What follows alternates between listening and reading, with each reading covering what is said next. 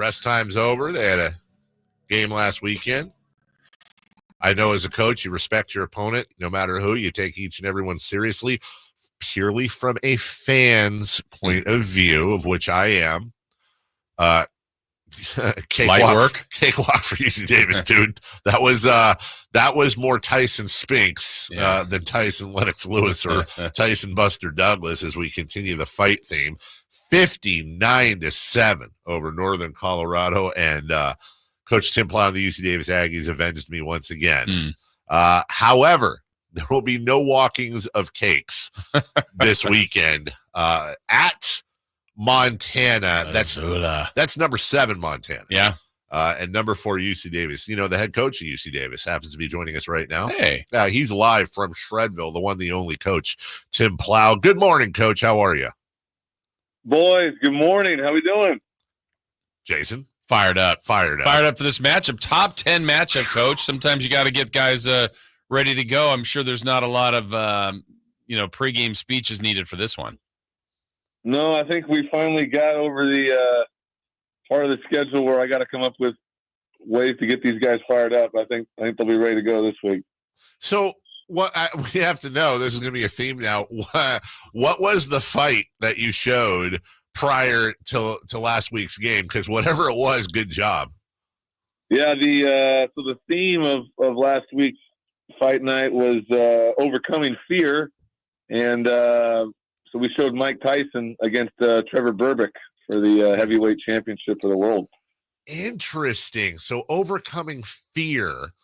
So what was your through line? Was it Tyson overcoming just the pure size of Trevor Burbick being so young? What was your through line there?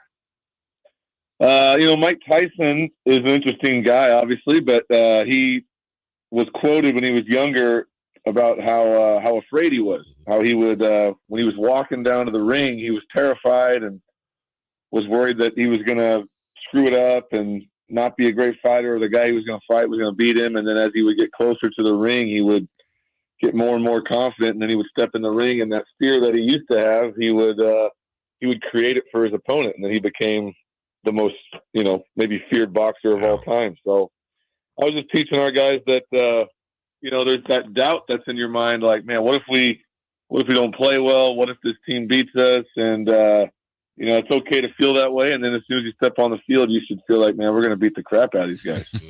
Without giving away the fight for this week, because we know you kind of pit your players against one another to figure out who they're going to pick, what would be kind of the thought process? I mean, is this like a true heavyweight, two titans against one another kind of theme you've got going this week? Yeah, no doubt. I think we got to have, our mentality as a team has got to be still about us, but I also think it's got to be about going into a hostile environment and being able to block that out and fight your best fight, So I think it'll definitely be something where the environment is not in our favor, and we got to figure out a way to overcome that. All right.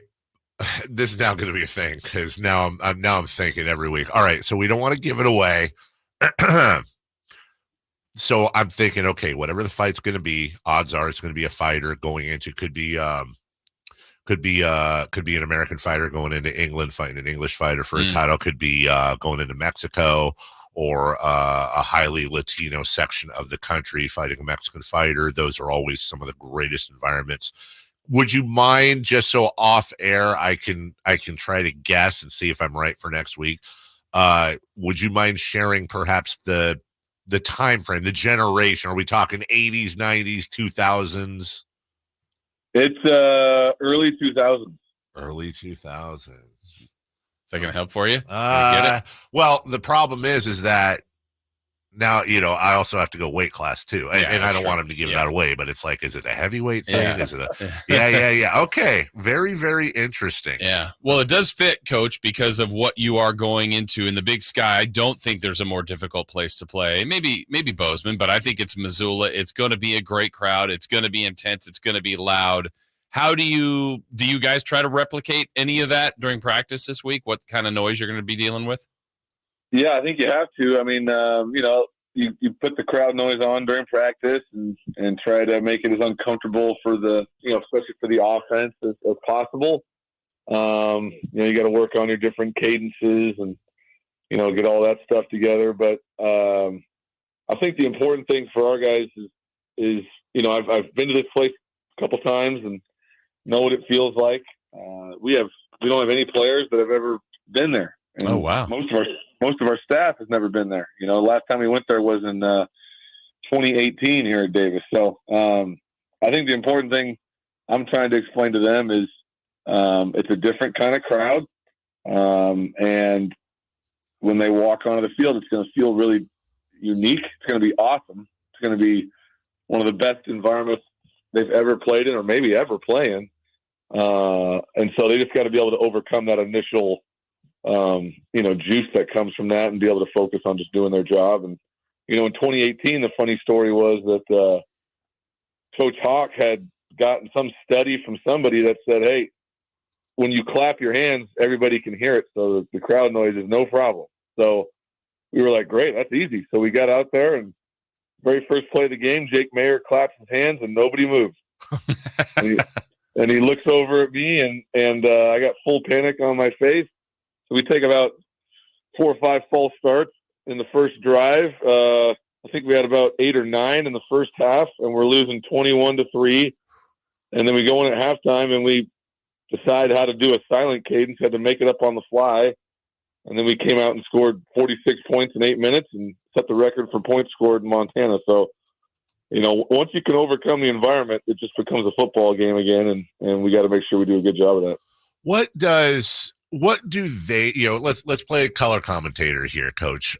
What is it that they do best that you guys, that you feel like you've got to be on the lookout for the most?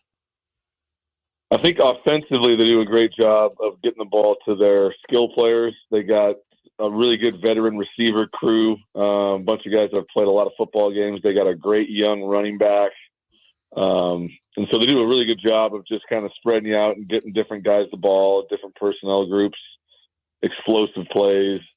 And I think they're the 3rd best offense in the country or something like that. And then defensively, they're pretty exotic, bring a lot of pressures.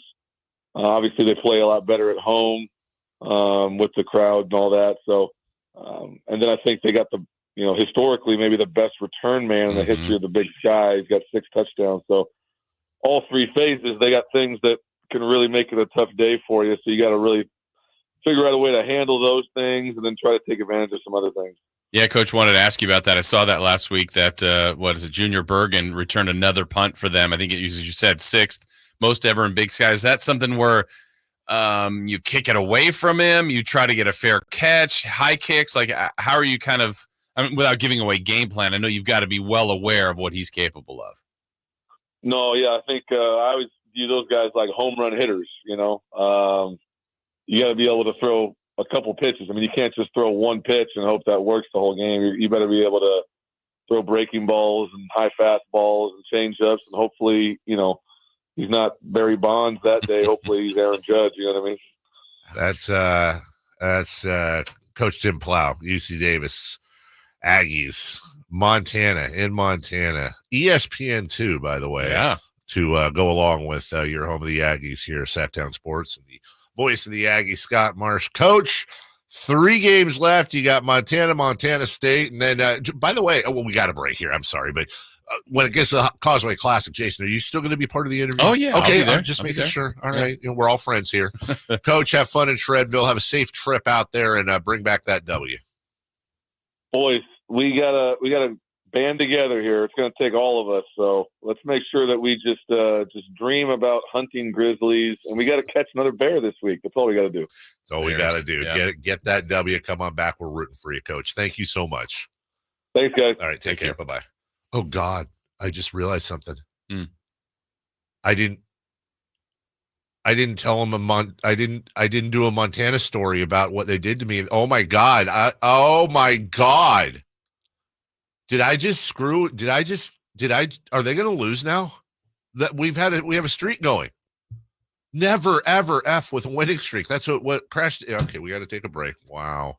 We may have to have you think he might be responsible for their loss? Yeah. Yes. I hope so. We may By have, the way, did you hear the shot he took at Aaron Judge? when